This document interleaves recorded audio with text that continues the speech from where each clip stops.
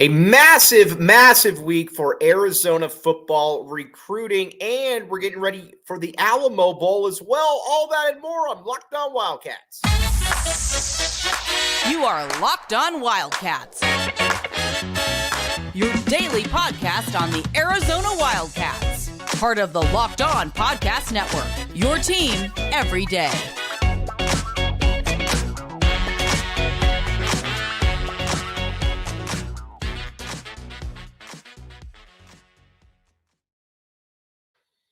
Thanks for making Locked On Wildcats your first listen of the day. I'm your host, Mike Luke. All right, now we're going to talk some Alamo Bowl recruiting, a few predictions, all that and more. But first, let's talk some Alamo Bowl and what the latest is with Arizona. Now, Oklahoma is in an interesting situation because they've essentially lost their entire offensive line to the transfer portal.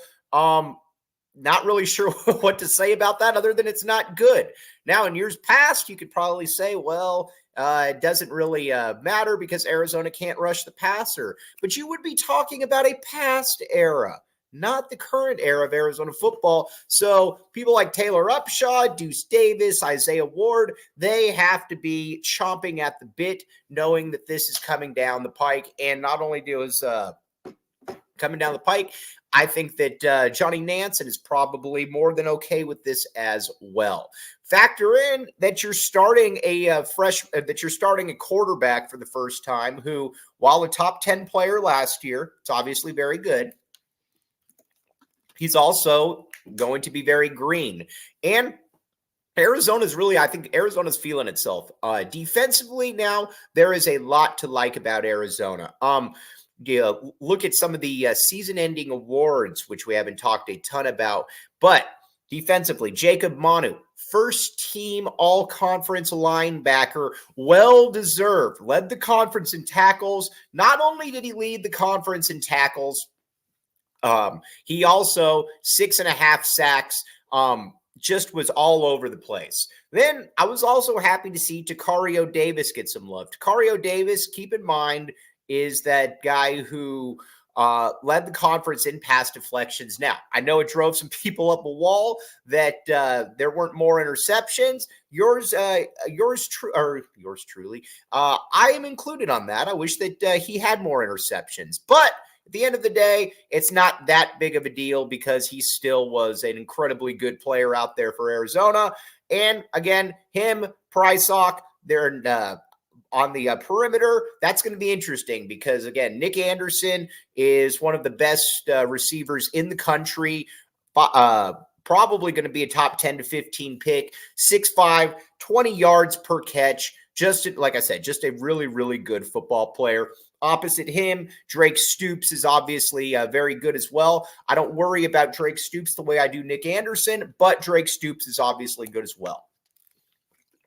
So that's kind of where it's at with Oklahoma when Arizona's looking at them from a defensive perspective. Now, again, you come with a multitude of running backs, so you got to keep that in mind. But I think Arizona's going to match up very well in this game. Plus, I think there are such good vibes about this team and at the basically at all three levels. The defensive line, you certainly have to be enthused by because, again, they've been able to get pressure on the quarterback. And again, how many times can you say that Arizona's defensive line is better than Oklahoma's defensive line? Not many times, probably, but I just said it. Arizona has a better defensive line than Oklahoma.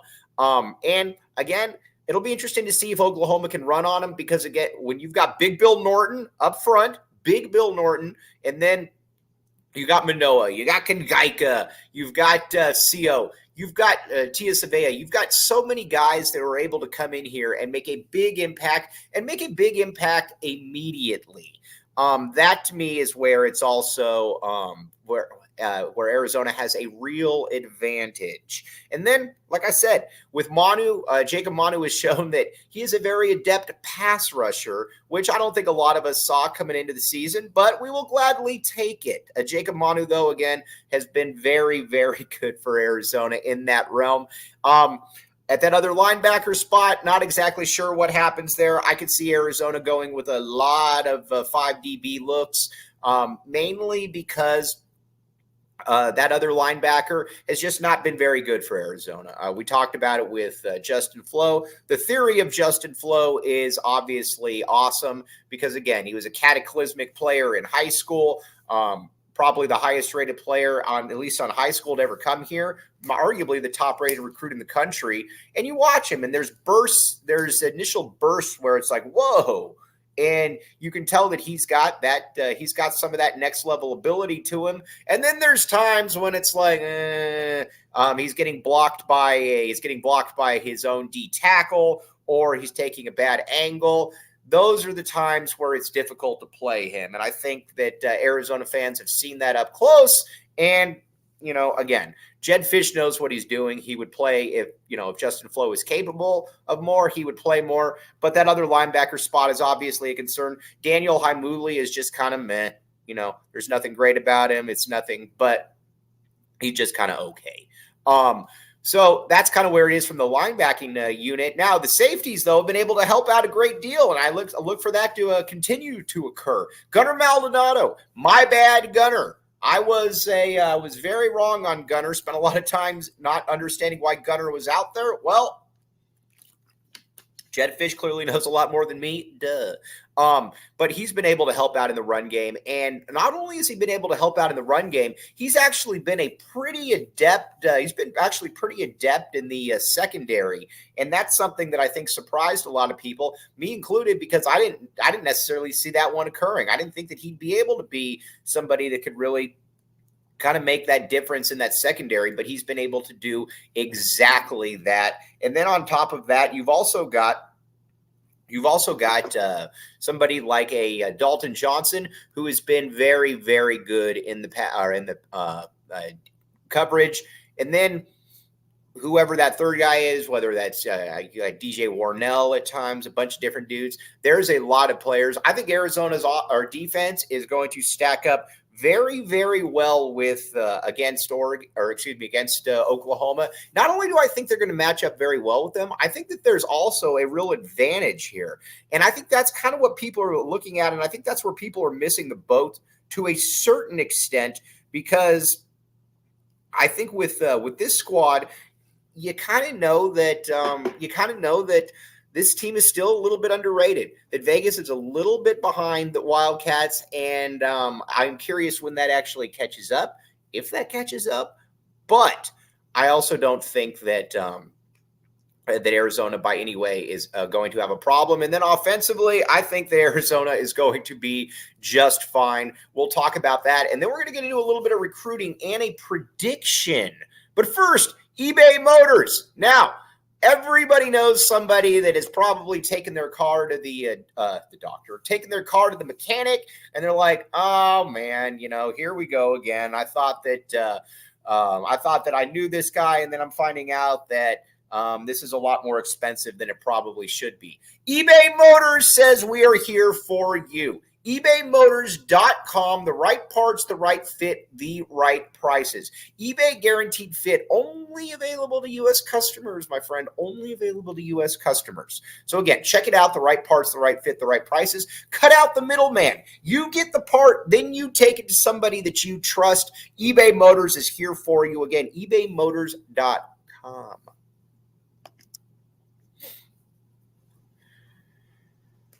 Thanks for making Locked On Wildcats your first listen of the day. I am your host, Mike Luke. All right, now let's talk about Arizona on the offensive side, what we should be looking for. Now, a big part of it is with Arizona, they should be able to really attack Oklahoma. And I think this is going to be a national stage coming out party for a couple people. Again, most people know about Noah Fifita and T-Mac at this point, but if you don't know, you're about to know. I think Noah Fifita and T-Mac are going to be the best players. I think two of the best players on the field, as they generally are. And here's the beauty about Noah Fifita. There's nothing fluky about what he does. Everything is essentially kind of just kind of goes with the flow. He takes the open pass. He makes the easy play. There's all kinds of just easy things that he does. And again, there's something to be said for that. Tom Brady always got beat up. Oh, well, he just throws it to these guys that are wide open all the time. Well, you know what? They're not always open all the time, and that's just a convenient excuse. No, Fafita does just that. Then T-Mac. Louis Riddick came away from that Arizona game saying that T-Mac is that's what a first-round wide receiver looks like, and he is right. In this game against Oklahoma on national TV, I think this is going to be a breakout opportunity for him on the national stage for next year, getting a lot of preseason All-American hype. Jedd Fisch said that he thought that T-Mac is the best wide receiver in the country. I don't know that I buy into that quite as much, but he obviously is right up there. He's an incredibly good football player, and I think next year he probably goes into the season as the preseason best wide receiver in all of college football. He's now, if Marvin Harrison really gets the $25 million NIL, which I don't believe, then that might change things. But T-Mac, I think this is going to be a big opportunity for him. I don't worry much about now.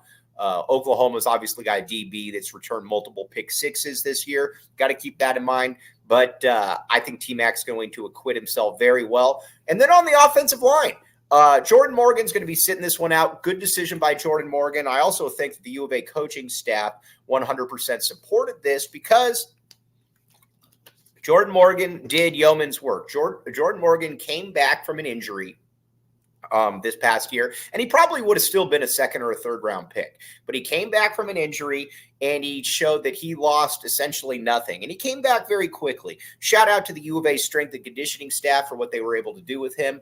But Jordan Morgan will be sitting this one out. And again, it looks good to have a first-round pick. The last thing you want is somebody to get hurt in a bowl game who is out of eligibility and, you know, maybe their draft stock slides. That's good for Jordan Morgan to be a first-round pick, and it's obviously good for Jedd Fisch as well, because I think you're about to see a flurry of first-round picks in the next couple of years. With Jordan Morgan, then Big Jonah Sabanea and T-Mac. I think you got at least 3 first-round picks on this roster. But I tell you that, so I tell you this. So I would imagine that you're going to see Big Jonah Sabanea move over to left tackle. Then I think you're going to see Raymond Polito at right tackle. And then on the inside, you've obviously got Wendell Moy. Then you've got Josh Baker. And then Leif Magnuson, our guy Leif Magnuson. Then also maybe you get a little bit of run with some of the younger guys. A Big Rhino, a Tylen Gonzalez, and Elijah Payne. A lot of different dudes in there. But again, Leif Magnuson, I think Leif is going to acquit himself very well. Borjan might be in that mix as well, but I think you're going to see a preview of next year's offensive line with Big Jonah, and then you've also got Polito on that side. And then from a running back perspective, it'll be a nice way to see these guys go out. Again, how many times can you really say this? But I totally believe it. Arizona's got better running backs than Oklahoma. Michael Wiley came back and obviously was a very good player for Arizona this year. Not only he was injured, but he's going to play in the NFL because his pass catching ability is absolutely second to none. It is next level the way that he is able to catch passes out of the back or catch passes out of the backfield, get touchdowns, etc., etc. Then Jonah Coleman, talking about a preview for next year. Now I know that Jedd Fisch likes sharing the love. I get all of it, like sharing the love, but I also like having Jonah Coleman as a back that gets 20 carries per game. I think some backs are better equipped in that regard, and I think Jonah Coleman is one of those dudes in that the more carries he gets, the more punishment he is able to dole out on a defense, the better that he gets over time. Again, Coleman been an absolute monster for Arizona. And I think this is going to also be a little bit of a preview for him for next season, because if he has a big game, goes over 1,000 yards as a sophomore, comes into next season then as a all-conference type dude, I think there's a lot of possibilities there. Now, I'm going a little bit out of order, but as far as a prediction, I like Arizona in this game. I think in bowl games, so much of it matters as to who wants to be there. Now, I think there's a twofold part here. Arizona wants to be there, and I think Arizona, as weird as this is to say, I get it, Arizona got better talent. Arizona got better players than Oklahoma. This is a good Oklahoma team. This is not a vintage Oklahoma team. And again, they're better this year than they were last year under Venables, but Again, could be wrong, but I think if you go up and down the rosters and say, all right, which team has better NFL talent? I think that it's difficult to look at and say that it's not Arizona because of some of the marquee names that I've already thrown out there. And I know that the quarterback's going to probably be very good for Oklahoma, but I'll take Noah Fafita over any young quarterback in the country. That's just kind of the way it is. As far as a prediction goes, I am going to say Arizona 31, Oklahoma 24. I think Arizona's going to win by about a touchdown. And keep in mind, if you got a 10-win season, what a year for Jedd Fisch that would be. Arizona hasn't had a lot of 10-win seasons. And I think at that point, Arizona, if it's already not the third best team in the school's history, it clearly becomes the third best team. And then I think you start wondering a little bit, where exactly does this rank with 94 and 98? Now, again, I don't see it really surpassing 98. 98 finished fourth in the country. But I do think that it's going to be a top 10 team, and Arizona's only been able to say that a couple times. So now, but there's also a big recruiting weekend, and obviously we got signing day coming up. So let's preview that next.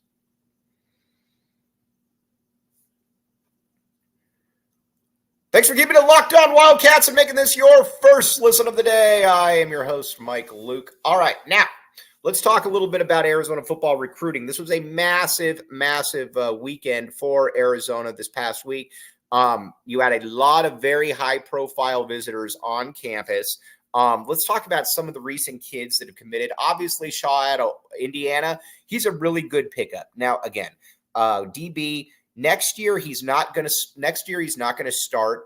But Tacario Davis and Ephesians Prysock are both going to be early entry candidates. They both have NFL vibes about him. We've talked about that a ton. I think he would be able to step right in there and be one of those boundary corners. Very, very good player, obviously. And then some of the other dudes that you got big Bryce Butler. I am all good with adding big men in the middle. One thing that we found out about Jedd Fisch and staff is that I don't really care about the ratings. They know what they are looking for. Another gargantuan of a human being, 6'5", 300 pounds. Just a huge, huge dude. Arizona's getting a lot of those guys that are kind of in that 3-star realm. A couple players to really keep a close eye on, though. As signing day approaches. First, Aaron Butler out of Calabasas. He is a top 100 player in the country. Incredibly fast, tall, looks the part, looks like what a football player is supposed to look like.